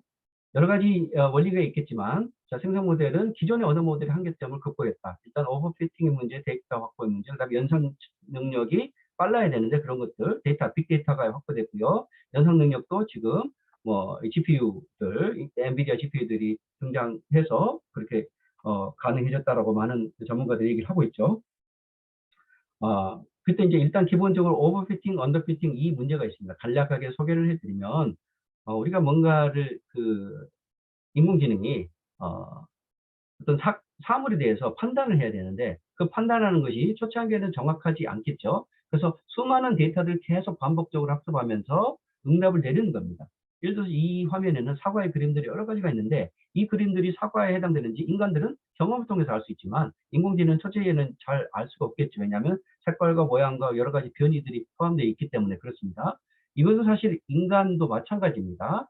1살, 2살 어린아이한테 이걸 보여줘도 사과라고 하는 것을 인식하는 데는 많은 경험과 학습이 필요하겠죠. 인공지능도 마찬가지입니다. 그런데 오버피팅이라고 하는 것은 뭐냐면 이 정확하게 사과의 영역에, 사과의 특성에 부합하지 않음에도 불구하고 막 이것저것 갖다가 다 사과라고 인식하는 거. 그러니까 피트를 너무 과도하게 해버린다라고 하는 거죠. 그게 이제 오버피팅의 문제이고, 그리고 이제 이런 것들을 결국은 점점 우리는 결국 명확하게 인공지능의 사과를 파악하기 위해서는 굉장히 다양한 변이의 그 정보들을 계속 제공하거나, 그다음에 그런 것들을 이런 다양한 것들도 인간들이 사과라고 이해하는구나 라고 하는 것을 학습한 다음에는 이제 그런 오류들이 점점 줄어들겠죠. 이제 그 정도로 보시면 되겠고요. 연산 능력의 문제도 우리가 라지 랭귀지 모델, 수많은 언어 모델을 처리할 수 있는 연산자들이 개발되어서 그만큼 훨씬 더 이제 정확한 챗GPT로 만들어졌다라고 하는 것을 보여주는 그림이고요. 챗GPT 기본 원리에 대해서 몇 가지 것들만 좀 간략하게 소개를 해드리겠습니다. 가장 첫 번째 원리는 이제 부호화하고 복호화하는 과정이죠. 아까 처음에 보여드렸던 그림입니다. 부호기가 있고 복호가 있고요. 그다음에 챗GPT가 연산을 이렇게 빨리 할 수 있겠던 원리 중에 하나로 바로 어텐션이라고 하는 메커니즘이 개발됐다라고 하는 겁니다. 어텐션이라고 하는 것은 인공지능이 계산할 때, 인식할 때 어디에다 주의 집중을 하느냐, 주의 집중하는 방식에 따라서 연상 능력이 엄청나게 빨라질 수 있다라고 하는 거죠. 그래서 세 가지 어텐션 기법이 있는데, 뭐 보기, 복호기 어텐션, 그다음에 인코더 셀프 어텐션, 그다음에 마스크드 디코더 셀프 어텐션, 뭐 이런 것들이 있다라고 하는 겁니다. 간단하게 설명을 드리면, 초창기에는 보기, 복호기는 자 앞에 나오는 세 가지 박스가 인코더인데 이걸 갖다가 오른쪽에 있는 하나의 박스로 이제 복호, 디코더를 하는 겁니다. 근데 앞에 디코더를 하기 위해서 앞에 있는 것들을 하나씩 주의 집중하면서 계산하면서 이것은 어떤 글자로 어떤 대상으로 번역을 해야 될지 이런 것들을 계산을 해 나간다는 거죠. 그래서 뭐 밑에 있는 폴에 사례 나타나 있듯이 I love you라고 하는 것을 우리말로 번역한다면 하나씩의 I love you라고 하는 그 입력값들에 대해서 어텐션을 하면서 그다음에 이제 우리말의 순서, 어순에 맞게끔 하나씩 바꿔주는 과정이겠죠. 그런데 이제 이것이 이제 가장 초창기 어텐션하는 기법인데 이것의 문제점이 뭐냐면 이 문장이 간단하면 괜찮은데 문장이 길어질수록 계속 길어질수록 하나씩 어텐션 할 때 문장이 복잡하기 때문에 오해 혹은 오류, 번역의 오류가 일어날 가능성이 굉장히 높아진다라고 하는 겁니다. 그렇죠? 그래서 이제 이것을 극복하기 위해서 어텐션 기법을 통해서 하나씩 순서대로 참조한다라고 하는 거고요. 그다음에 이것을 이제 조금 더 속도를 빨리 하기 위해서 여기 인코더 셀프 어텐션이라고 하는 그런 기법이 개발되었다라고 하는 겁니다. 그래서 이걸 갖다가 이제 간략하게 사례로 말씀을 드리면, 자, 챗GPT가 자연어를 처리하는 기법 중에서 가장 중요한 기법 중에 하나입니다. 여기에 이제 헤드라고 하는 것은 입력값을 인공지능이 하나씩 처리할 때 그 처리의 단위라고 하는 건데, 우리가 뒤에 나오는 구글의 트랜스포머의 모형을 기반으로 바이디렉셔널, 처음에는 한 번씩 순서가 한 일방향적으로 참조를 해서 번역을 했어요. 그런데 지금 여기 보시면 알 수 있듯이 각각의 입력값에 대해서 앞뒤로 바이디렉셔널, 양방향으로 계속 연산을 하면서 어떤 것들이 더 자연스러운 말로 번역되는 것인가에 대해서 인공지능이 이제 파악을 하기 시작했다는 겁니다. 그래서 순서에 상관없이 양방향으로 판단하면서 여기 보시면 자 입력값 있을 때 그걸 갖다가 오른쪽으로 바꿔주는데 어제 카페 갔었어 거기 사람 많더라라고 하는 그 순서에서 맨 앞에 어제가 나왔다면 그 다음에 나오는 그 값이 어제가 나을지 카페가 나을지 갔었어가 나을지 이런 것들을 확률적으로 순식간에 계산을 합니다. 그래서 어제 갔었어 라고 하는 문장이 많을지 어제 거기라고 하는 문장이 많을지는 우리가 확률값으로 얘가 계산한다는 거죠. 그 확률값은 어디에 나타날까요? 인간이 사용하는 언어나 글이나 이런 글을 엄청나게 많은 데이터들을 쭉 보면 사람들이 하는 말의 기본적인 순서가 당연히 비율로서 존재합니다. 그래서 그 중에서 가장 많이 사용하는 순서, 언어의 어순대로 맞춰서 인식하기도 하고, 그 다음에 그것에 따라서 응답을 하기도 한다라고 하는 것이 바로 이제 자연어 처리할 수 있는 아주 기본적인 그 알고리즘이다. 이렇게 보시면 되겠죠. 이게 인코더 셀프 어텐션, 인코더 자체에서 셀프 어텐션 한다는 겁니다. 그 다음에 세 번째 조금 더 이 속도를 빠르게 나온 기술이 바로 마스크드 디코더 셀프 어텐션이다. 마스크드 디코더를 가린 상태에서 인코더 값만으로 가지고 어텐션을 해서 이 사람이 무슨 말을 하는지를 미리 이해하기 시작했다라는 겁니다. 이게 왜 중요하냐면 우리가 챗GPT에 뭔가 문장 입력값을 넣거나 그 다음에 챗GPT가 응답할 때 한 번에 응답을 다 만들어 내놓지 않죠. 긴 문장을 다 만들어 가지고 딱 한 번에 제시하는 게 아니라 앞에서부터 응답을 생성해 나가면서 응답을 합니다. 그러니까 훨씬 더 반응 속도도 줄일 수 있고요. 그 다음에 인간이 하는 말을 들으면서 이 사람이 무슨 말을 뒤에 할지를 계산해낼 수 있는 능력을 가졌다는 겁니다. 왜냐하면 뒤에 이 디코더 어떻게 변환되어야 될 것인가를 가린 상태에서 앞에 입력값만 가지고 제가 예를 들어서 나는 오늘 학교에 라고 하는데 이 사람이 나는 오늘 학교에 라는 말을 하는 순간부터 뒤에 대충 어떤 내용이 나올지는 몰라도 어떤 내용이 나올까라고 하는 확률 정도의 값을 금방 계산해 낼 수 있다는 겁니다. 왜 그렇습니까? 인간들은 하는 얘기가 거의 비슷하기 때문에요. 그렇죠? 그 원리를 바탕해서 속도가 훨씬 빨라지고 뒤에 나오는 것들이 몰라도 어차피 뒤에 나오면 나중에 그걸 연산해 가지고 다시 보정해서 응답을 내놓는 거죠. 그래서 그런 처리를 하다 보면 오른쪽 그림처럼 여기 보시면 사람들은 I am a student thanks라고 하는 end of sentence EOS는 있죠. 그런 순서대로 I가 제일 먼저 나올 값이고요. 그 다음에 두 번째가 M이 나오고, 그 다음에 어라고 하는 것이 네 번째 나오고 하는 이 포지션에 이런 방식으로 나올 확률값이 거의 95% 이상 된다.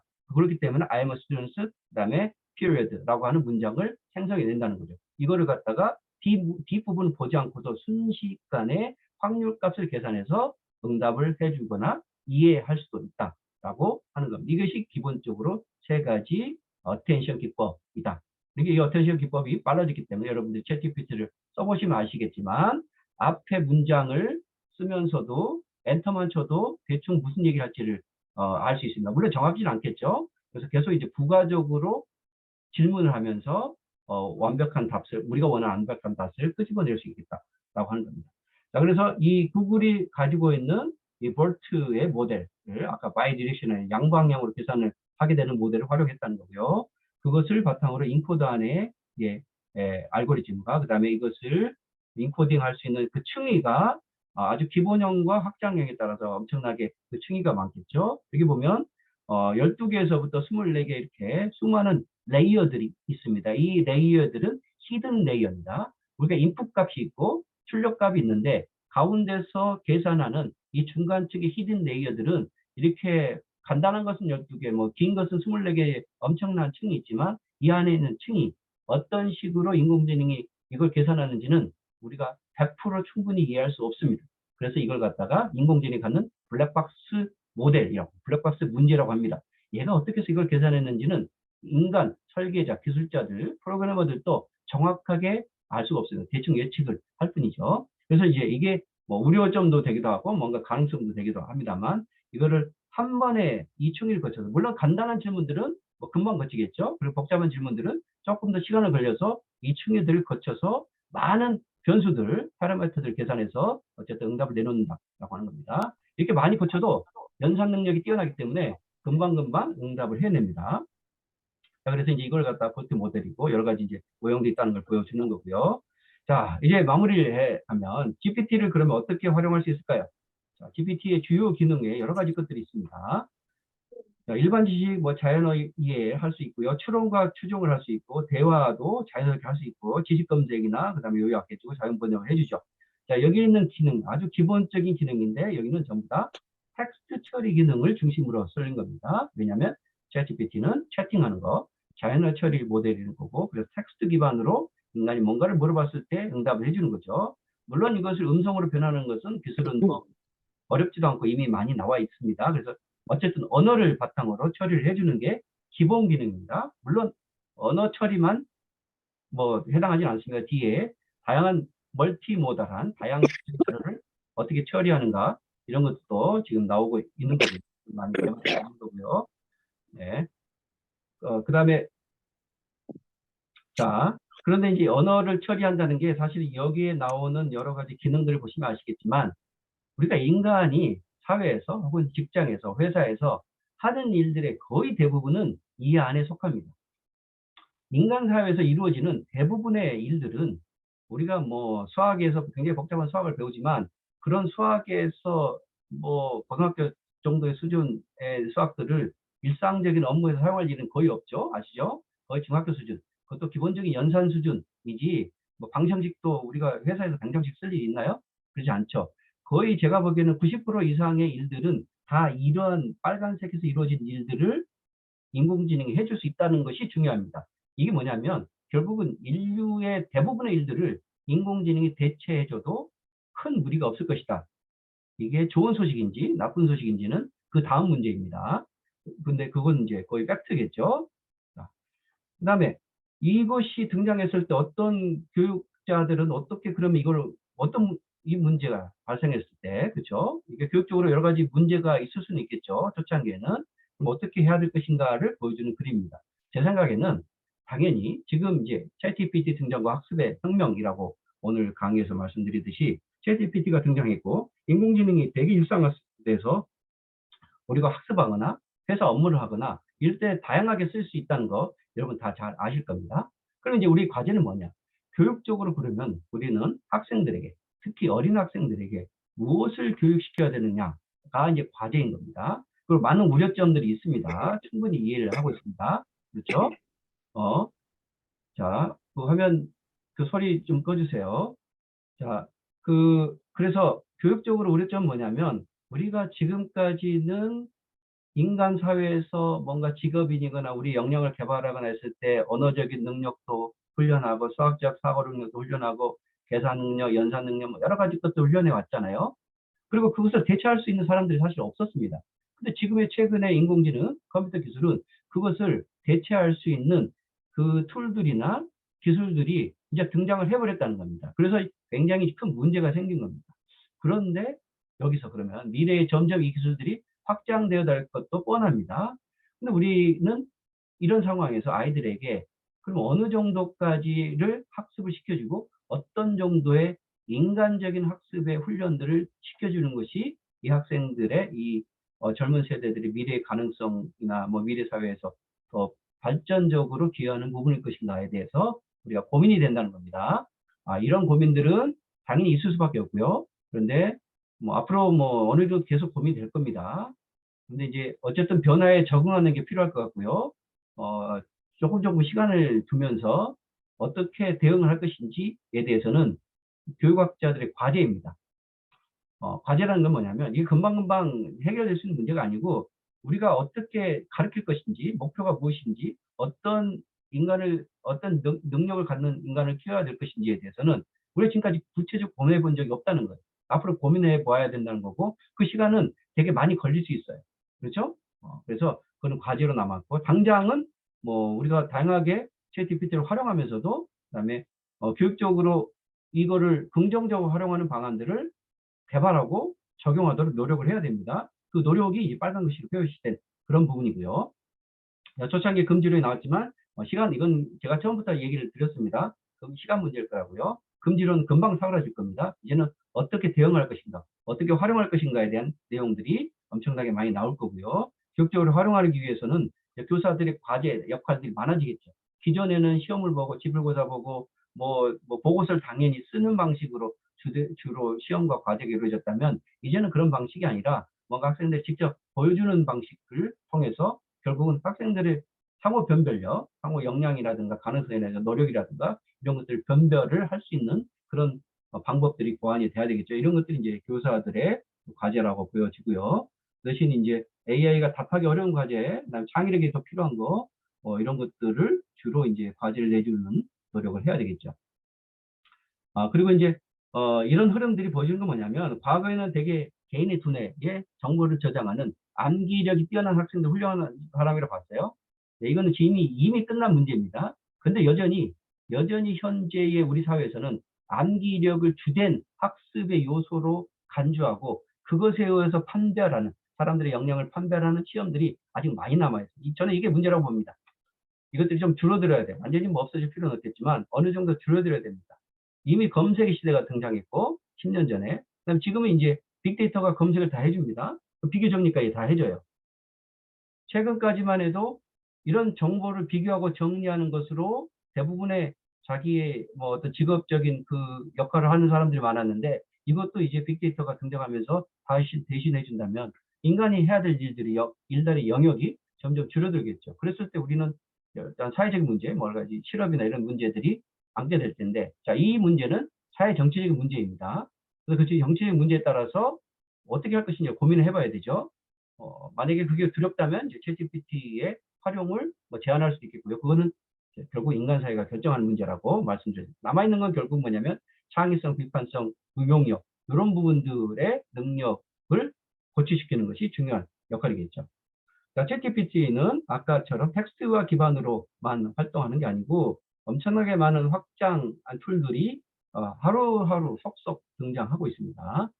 그래서 다양한 오피스 같은 코파일럿 같은 것들도 등장했고요. 그다음에 스크립트를 대신 만들어주는 그런 프로그램들이 만들어져서 며칠 전에도 미국의 그 작가들이 파업을 하잖아요. 왜냐하면 영화 대본을 써주는 것들이 그분들의 역할이었는데 이제 그 대본들을 챗GPT가 훨씬 더 쉽게 써주니까 사실 일자리 위협을 받는 것은 사실이겠죠. 자, 그다음에 이제 이미지 생성하는 여러 가지 툴들이 나오고 있죠. 그런 것들이 많이 나오고 있고요. 그다음에 오토 GPT라고 하는 것이 또 최근에 등장했습니다. 이건 말 그대로 GPT 자체를 스스로 또 뭔가 인간이 챗GPT에게 뭔가 과업을 일일이 정해줘서 예로부터 피드백을 받는 게 아니라 처음에 목적만 한마디 해주기만 해도 오토 GPT를 통해서 GPT가 GPT를 알아서 명령을 분배해주고 작업을 수행하는 그런 툴들이 등장을 했다라고 하는 겁니다. 그래서 오토 GPT의 특징이 뭐냐? 인터넷 정보를 액세스하고 메모리에서 계속 업로드하고 하는 것들. 자, 이 화면에서 화면을 보여주고 있죠. 보시면 맨 가운데에 오른쪽에 유저가 있는데 처음에 유저가 이 태스크 키를 통해서 과업을 입력을 합니다. 그리고 응답을 하고 계속 그 응답 값을 가지고 기존에는 유저가 그 자료를 활용해서 뭔가 작업을 알아서 해 나갔어요. 그런데 오토 GPT는 처음에 유저가 과업 입력, 굉장히 큰 장기적인 목표를 하나를 입력하면 AI가 하나의 에이전트, 그러니까 자율성을 지닌 존재로서 스스로 알아서 디테일한 작업들을 오토 GPT가 다른 GPT-4를 불러와 가지고 너는 이 역할하고 너는 이 역할하고 너는 이 역할하고, 자, 사용자님께서 나에게 이런 과업을 수행하라고 했을 때 이 과업을 수행하기 위해서는 세 가지 단계가 필요한데 그것을 얘가 다른 GPT에게 명령을 내주고 그걸 자로 정리해 가지고 최종 결과물을 제시해 준다 라고 하는 게 오토 GPT의 개념입니다. 이게 불과 등장한 지 2023년 한 4월 정도의 경우니까 처음 등장한 지 한 4개월 만에 벌써 이제 오토 GPT라는 걸 통해서 인간이 일일이 과업을 수행할 필요가 없는, 물론 이거는 이제 약간 시험 버전이긴 합니다만 이런 것들을 기술적으로 전혀 문제가 어려움이 없다는 걸 보여주고 있습니다. 그래서 결국은 오토 GPT가 인터넷 자료와 챗 GPT에게 명령을 해가면서 결국은 결과값을 한 번에 제공해주는 시대가 등장했다. 그다음에 챗 GPT 크리에이터, 그래서 시나리오 작성해주고 이미지 만들어주고 가상인간도 제작해주고, 그렇죠? 초상화 그려주고 여러 가지 책도 그려주고, 그다음에 이 2D 이미지를 가지고 동영상을 만들어주는 겁니다. 그리고 가상인간들을 필요한 프롬프트 입력값 몇 개만 넣어줘도 가상인간을 만들어주고요. 그다음에 이거는 2D, 이거는 이제 뭐랄까요, 동영상입니다. 동영상은 2D로 우리가 찍겠죠. 동영상이지만 움직이는 2D 화면입니다. 근데 이것을 찍으면 이거 갖다가 여러 가지 각도에서 이 사람이 활동하는 것을 보여주는 3D 이미지로 변환시켜주는 인공지능 애니메이터도 만들어졌다라고 하는 겁니다. 그러니까 우리가 이 사람이 활동하는 것을 한 장면에서 동영상으로만 찍을 수 있지 뭐 동서남북 사방에서 찍을 수는 없잖아요. 그런데 이 하나의 그림만으로도 인공지능이 옆에 값, 위에 값, 아래 값의 시선을 입력해 가지고 3D 애니메이션으로 만들어줄 수 있다라고 하는 겁니다. 그래서 이제 그것뿐만 이미 다양한 이제 그래서 유튜브 혹은 챗 GPT 크리에이터 시대가 등장했다는 거고요. 그러니까 구글 검색 시대에서 이제 챗 GPT 시대로 넘어왔다는 것은 무엇을 의미하느냐? 빅데이터가 널려 있는데 그것을 검색해 가지고 인간이 뭔가 활동하는 시대가 이제 그럴 필요 없이 챗 GPT가 모든 것을 알아서 정리해 줄 수 있다. 그래서 이걸 어떻게 활용하느냐는 결국 인간 사용자에 따라서 달라질 것이다. 그렇죠? 그리고 오토 GPT가 생각하기, 자기 성찰, 비판적 추론, 문제 해결, 아까 나오잖아요. 이런 문제 해결을 다 알아서 해줄 수 있는 수준이 바로 오토 GPT입니다. 자, 그렇다면 여기서 다시 질문. 인공지능이 사고할 수 있는가라고 했을 때 기존에 사고할 수 있던 것의 기준이 뭔가 인간이 입력을 해줘야 되고 지시를 내려야 되고 그러지 않고 그냥 인간이 시키는 대로만 하던 시대가 10년 전, 20년 전이었다면 지금은 생각, 자기성찰, 비판적 추론, 문제 해결을 다 할 수 있다는 겁니다. 자, 그렇다면 이러한 인공지능은 사고할 수 있다고 볼까요? 없다고 볼까요? 답은 제가 보기엔 명확합니다. 자, 그렇다면 이제 인간이 할 수 있는 인지적 과업은 무엇이 남아있을까? 이런 것들이 사실은 뭔가 우리에게 철학적인 고민이 되는 거고요. 그다음에 마이크로소프트뿐만 아니라 아마존, 다른 빅테크 기업들이 엄청나게 다른 생성 모델을 만들어내고 있죠. 아마존에서 번역 툴, 챗봇, 이미지 생성, 그다음에 텍스트 정보 처리하는 이런 것들을 막 만들어내고 있고요. 구글도 이제 바드와 같은 이런 것들 다 만들어내고 있죠. 요거는 이제 가상현실에서 챗GPT와 같은 인공지능이 활동하는 것을 보여주는 겁니다. 지금까지 우리가 메타버스나 이런 로블록스나 이런 가상환경에 여러 가지 게임도 있고 커뮤니티가 있었잖아요. 여기는 아바타들이 인간들이 지금까지 다 들어가서 하나의 아바타로서 이런 것들을 만들고 짓고 했습니다. 그렇죠? 직접 사용자들이 수십만 명이 들어가서 이런 것들을 만들잖아요.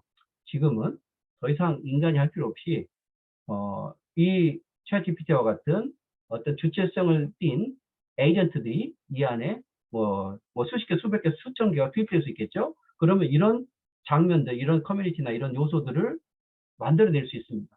이제는 프로그래머나 개발자들이 이런 걸 만들어라고 일일이 작업 지시를 하지 않아도, 처음에 우리는 어떤 커뮤니티를 만들고 싶다, 거기는 뭐 어떤 요소가 필요하고 하는 것들만 명령을 주거나, 왜냐하면 왜 명령을 주냐면 우리가 그걸 원하기 때문에 명령을 주는 겁니다.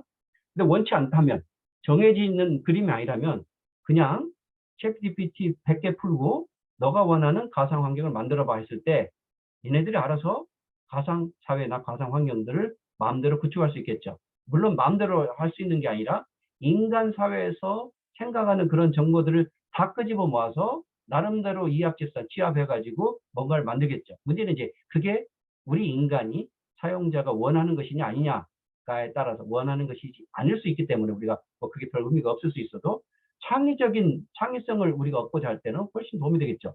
이미 인간이 생각하지 못한 것들을 챗GPT가 만들어낼 수 있다는 겁니다. 그런 환경을 구현할 수 있다. 이런 것들이 가공할 만한 어떤 활용성이라고 볼 수 있겠고요. 자, 여기서 보면은 이런 것들 만들려면 챗GPT가 상황을 인지하고 기억의 흐름에 따라서 계획도 하고 뭐가 잘못됐는지 성찰하고 그다음에 기억을 추출해 가지고 이거 가지고 계속 반복적으로 활동하면서 뭔가 실행할 수 있는 능력을 이미 가지고 있다. 이것은 미래의 모습이 아니라 이미 현실화된 모습이다라고 하는 거고요. 이제 구글의 바드 이런 것들도 보여주고 있고요. 이런 오픈소스 AI 알고리즘, 이게 이제 생성형, 그 다음에 오픈소스가 됐다는 것은 많은 개발자들이 이것들이 하나에 만들어지면 거기에 참여해가지고 자신들이 원하는 것들을 금방금방 뭔가 새롭게 만들어낼 수 있다는 겁니다. 그래서 거의 하루 이틀이 멀다 하고 이 생성형 AI를 활용한 다양한 툴들을 막 만들어내고 있습니다. 그 순서를 쫓아갈 수가 없을 만큼 엄청나게 새로운 툴들이 개발되고 있는 것이 지금 현재 컴퓨팅 환경의 현실이다라고 하는 것들을 보여주고 있습니다. 그런데 이제 문제는 여기서 이제 이런 툴들이 나왔을 때 비윤리성이 될 수도 있고요. 사회적으로 어떤 악영향을 미칠 수 있을지 그런 것들은 우리가 당연히 조심을 해야 되겠죠. 자, 그리고 AI와 AI 성장에 따라서 연구한다는 사람들, 공부한다는 사람들, 이런 사람들의 미래의 성격들도 굉장히 달라지게 될 것이다 라고 하는 것을 보여주는 화면입니다. 연구 논문들도 기하급 수적으로 늘고 있고요. 또 연구라든가 그래서 이제 연구자 입장에서도 이제 챗GPT를 활용을 어떻게 하느냐에 따라서 연구의 업적이나 이런 것도 달라질 수 있고 동시에 그에 따라서 이제 어떤 연구 윤리적인 문제들도 등장할 수 있겠죠. 정도를 말씀을 드리고요. 자, 마무리를 하자면 챗GPT가 등장한 상태에서 이것의 핵심 뭐냐면 인간과 AI가 직접 대화하는 시대가 등장했다라고 하는 겁니다. 이것은 이제 코딩이 필요 없다는 거예요. 몇 년 전에 코딩 교육에 나왔을 때 이거 오래 가지 못할 것이라고 생각했는데 그게 벌써 오래 증명이 됐죠. 이제 더 이상 코딩은 굳이 우리가 코딩하지 않아도 됩니다. 코딩이라는 게 뭡니까? 컴퓨터가 뭔가 작동하게끔 하고자 하는 방향대로 우리가 컴퓨터가 이해할 수 있는 언어로 명령하는 게 코딩입니다. 프로그래밍이고요. 그렇죠? 그런데 지금은 자연어, 우리의 인간의 말로 명령하면 얘가 웬만큼 다 만들어준다는 겁니다. 그렇죠? 이게 자연어 처리 기술의 핵심이고 그것은 코딩을 배우지 못하는 그 누구도 언어는 말할 수 있고 자신의 생각과 상상력만을 입력한다면 그것을 컴퓨터가 이해하고 다 만들어줄 수 있다는 거고요. 이래서 바로 이걸 갖다가 저는 디지털 종교교육이라고 이름을 붙이고 싶습니다. 누가 먼저 얘기했는지 모르겠습니다만 종교교육이라고 하는 것은 기존에는 우리가 신의 진리와 말씀, 성경 말씀 이런 것들을 오로지 성직자라든가 애언자 이런 사람들만이 이해하고 기도하고 인간들, 대중들은 그것을 전달받는 역할밖에 못했어요. 컴퓨터 프로그래머가 그 역할을 했다는 거죠. 종교 개혁이 일어난 다음부터는 모든 일반인들이 직접 신과 소통하고 신에게 기도하고 그다음에 신과 뭔가 대화할 수 있는 그런 환경이 주어졌죠. 그것이 바로 디지털 종교 개혁의 의미다. 그렇기 때문에 그것으로 인해서 이 인공지능 일상화는 이제 폭발적으로 늘어나게 될 것이고요. 그래서 당연히 여러 가지 직업의 변화가 당연히 있겠죠. 사라질 직업 뭐 이런 것도 더 이상 얘기하지 않겠습니다. 그리고 AI 윤리 문제가 여전히 논의가 우리가 고민해야 될 바이긴 한데 저는 항상 얘기를 합니다만 AI 윤리 문제 고민하기 전에 인간사회 윤리 문제부터 해결해라. 물론 그게 해결이 안 됩니다. 그래서 AI 윤리 문제도 고민을 해야 됩니다. 근데 이것을 AI 문제라고 삼지 말라는 겁니다. AI 문제가 아니고 인간 사회가 갖고 있는 윤리 문제가 아직도 많이 남아 있는 거예요. 그걸 동시에 해결하면서 그다음에 AI 윤리에 대해서 고민을 해야 맞다. 그렇죠? 마치 인간은 전혀 문제가 없는데 AI가 등장해서 윤리 문제가 생겨나는 것처럼 호들갑을 떨 필요는 없다라고 하는 게 제 생각입니다. 그리고 앞으로 이제 AI가 이렇게 보고받으면 인간의 역할을 사라지게 될 것이냐? 그렇지, 뭐 그럴 수도 있겠지만 그렇게 보기보다는 보다 더 정확한 표현은 과거에 컴퓨터가 등장했을 때 컴퓨터를 잘 다루는 사람이 훨씬 더 많은 기회가 주어진 것처럼 이제는 AI를 모르는 인간과 AI를 잘 활용할 수 있는 인간의 대결이지 AI와 인간 자체가 대결하는 것은 굉장히 공상과학과 같은 그런 미래의 일일 수 있다라고 하는 거죠. 앞으로 수십 년간은 당장 AI의 친수가냐 그러지 못하냐를 가지고 직업의 문제라든가 모든 것들이 결정되는 것이다 라고 저는 생각을 합니다. 그 정도로 해서 오늘 챗GPT가 가져올 학습의 혁명, 학습의 미래에 대한 강의를 마치도록 하겠습니다. 집중해 주셔서 감사합니다.